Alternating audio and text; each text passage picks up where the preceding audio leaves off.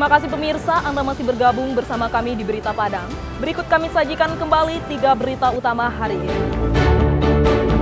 Korban perahu terbalik di perairan Mentawai ditemukan meninggal dunia. Samsat Padang menggelar razia bagi kendaraan yang tidak membayar pajak. Rektor sebuah perguruan tinggi mengunjungi rumah calon mahasiswanya hingga pelaku pembunuhan memakan daging korban yang dibunuhnya. Kami sampaikan dalam Padang Sepekan.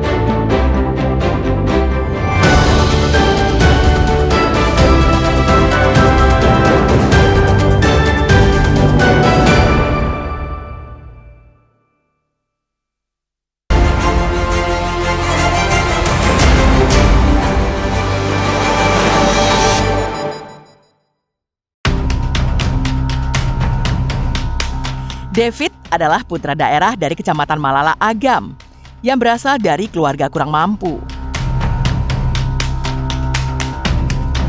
Ayahnya bekerja sebagai kuli angkut kayu manis dengan penghasilan yang tak menentu.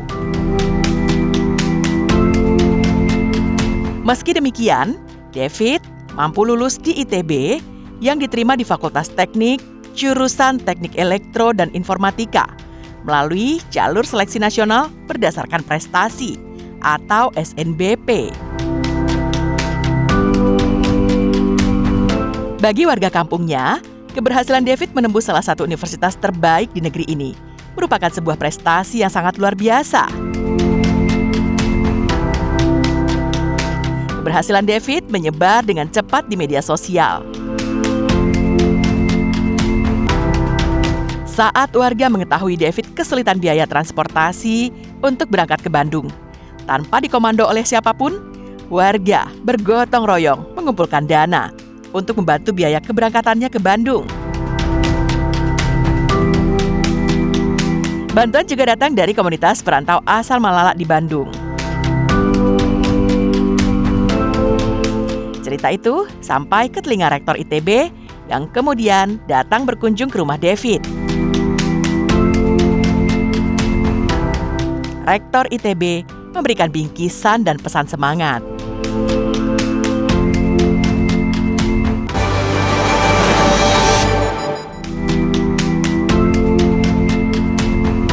Akibat kemarau panjang, ratusan hektar lahan sawah di Nagari Muaro, Kecamatan Sijunjung, mengalami kekeringan. Lahan yang biasanya ditanami padi, kini berubah menjadi kering dan retak-retak.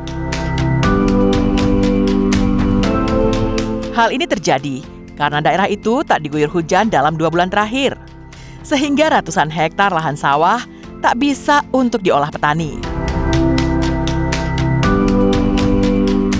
Kini, hamparan lahan sawah itu dipenuhi rumput liar. Petani juga memilih tidak bercocok tanam karena takut gagal panen. Lahan itu terlihat seperti dibiarkan begitu saja sambil menunggu turunnya hujan. Sebagian besar lahan pertanian di Sijunjung adalah sawah tada hujan.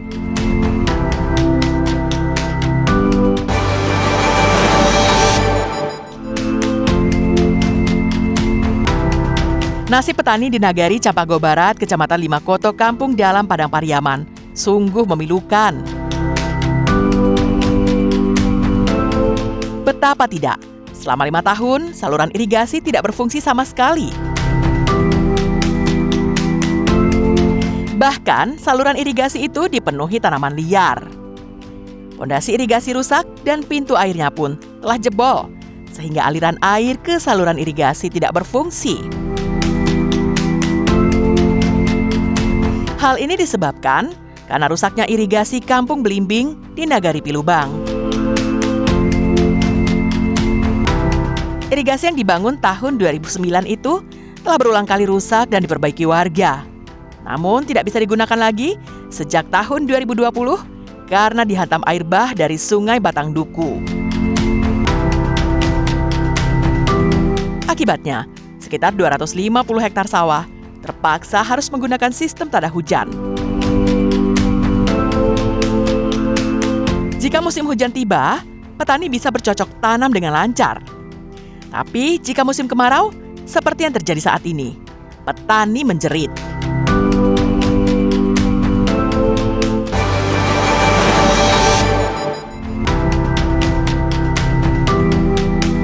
Tersangka Bobby yang berusia 34 tahun, satu persatu melakukan adegan reka ulang atas kasus pembunuhan yang dilakukannya 2 tahun yang lalu, yakni pada Maret tahun 2023.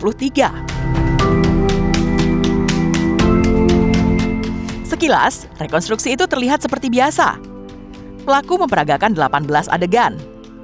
Usai membunuh korbannya, tersangka kemudian memotong-motong tubuh korban menjadi beberapa bagian. Selanjutnya, jasad korban seperti bagian kaki, kepala, dan badan dimasukkan ke dalam bak mandi bangunan sarang walet dan dicor dengan semen.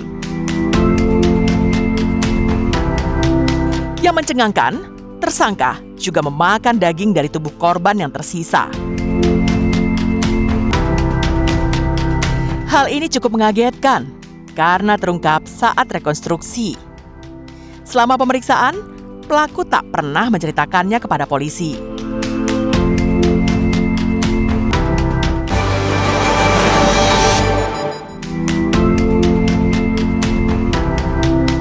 Anggota tim tindak pidana korupsi Satreskrim Polres Darmasraya menggeledah kantor BPBD Darmasraya pada Senin siang.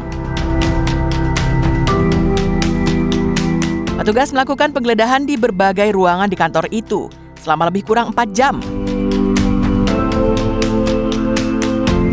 Petugas Tipikor Satreskrim Polres Darmasraya berfokus pada ruangan sekretaris, ruangan bendahara, dan ruangan kepala BPBD.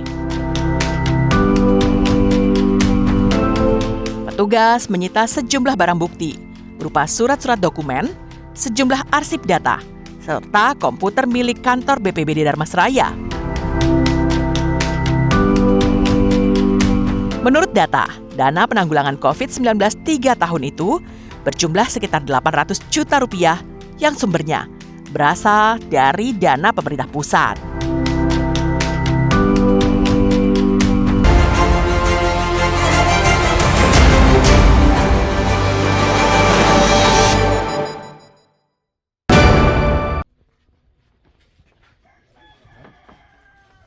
Polisi berhasil menangkap Satria Juanda alias Wanda, pelaku mutilasi yang potongan tubuh korbannya ditemukan di Sungai Batang Anai, Padang Pariaman. Pelaku diringkus di rumahnya di Pasar Usang, Lubuk Alung pada Kamis dini hari. Sedangkan potongan tubuh yang ditemukan di Sungai Batang Anai diduga adalah seorang perempuan muda bernama Septia Adinda, warga Balahilia, Kecamatan Lubuk Alung, Padang Pariaman. Tak disangka, saat diinterogasi polisi usai ditangkap, Wanda menyebut bahwa dirinya juga pelaku pembunuhan terhadap 2 gadis muda lainnya pada tahun 2024 lalu. Kuat dugaan, korbannya itu adalah Siska Oktavia dan Adek Gustiana. Kedua gadis yang berstatus mahasiswa di Padang itu dibunuh dan dibuang ke dalam sumur di rumahnya. Agar tidak tercium bau busuk, sumur di belakang rumahnya tersebut dicor secara berlapis. Namun Kapolres Padang Pariaman belum menjelaskan hubungan pelaku dengan para korbannya dan juga motif pembunuhan serta mutilasi yang dilakukan pelaku. Sampai saat ini 1 pelaku. Ada korban lain nggak? Korban lain yang berhasil kami identifikasi baru 1. Untuk kasus lain ada nggak?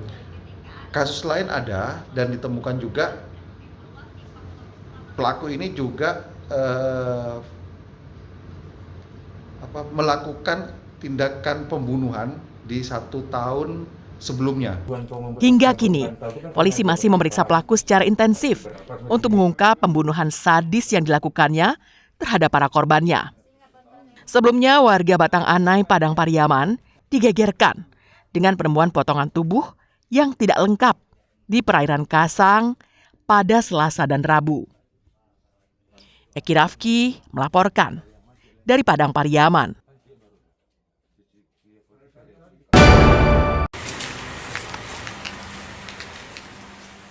Sedang asyik mengonsumsi sabu-sabu, Anggota Satres Narkoba Polres Darmasraya menangkap Dedi Artasaputra di rumahnya di Nagari Tarata Tinggi, Kecamatan Timpeh, Darmasraya pada Rabu siang.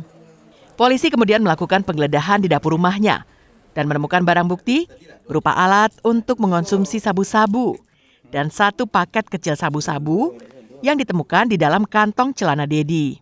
Selain dikonsumsi sendiri, sabu-sabu yang diperolehnya dari seorang bandar di Riau itu juga diedarkan kepada pelanggannya di Darmasraya. Setelah memastikan tidak ada lagi sabu-sabu di rumah tersangka, polisi kemudian menggiring tersangka ke Mapolres Darmasraya untuk diperiksa lebih lanjut. Benar telah diamankan 1 orang yang berinisial DAS di wilayah Kecamatan Timpeh. Jadi penangkapan dilakukan pada saat pelaku sedang menggunakan narkotika jenis sabu. Kemudian pada saat dilakukan penggerebekan, petugas juga menemukan 1 paket sedang kemungkinan akan siap diedarkan. Atas perbuatannya, tersangka dijerat dengan Undang-Undang Nomor 35 Tahun 2009 tentang narkotika dengan ancaman kurungan paling lama 20 tahun penjara. Eko Pangestu melaporkan dari Darmasraya.